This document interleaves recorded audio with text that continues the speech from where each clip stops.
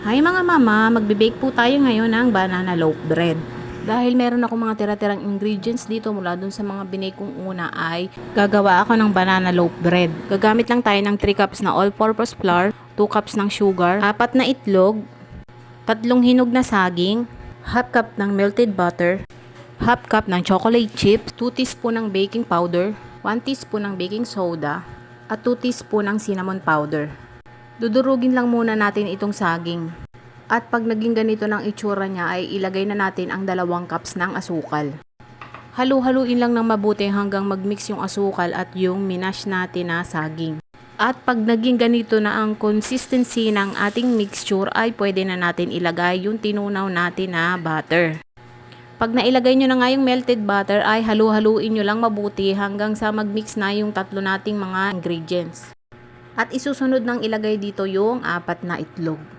At ganun pa rin po, hahalu-haluin lang po natin na mabuti hanggang mag-combine ang lahat ng ating mga nilagay na ingredients.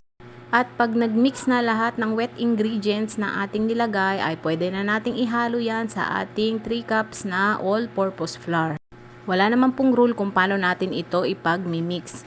Pwede nyong isalin dito yung ginawa nating wet ingredients. Pwede naman isalin nyo yung dry ingredients sa wet ingredients. Pagkatapos ay ilagay na natin dito yung baking soda, baking powder at yung cinnamon powder. At as usual, hahalu-haluin pa rin natin itong mabuti hanggang mag-incorporate na lahat ng mga ingredients na ating pinaglalagay dito. Siguraduhin lang natin na mahalo nating mabuti hanggang dun sa may pinakailalim. Kapag nahalo na nga ay pwede nyo nang ilagay yung chocolate chips. Pwede rin naman tayo maglagay dito ng raisins. Ito lang kasing chocolate chips ang available kaya ito na lang ang aking inilagay.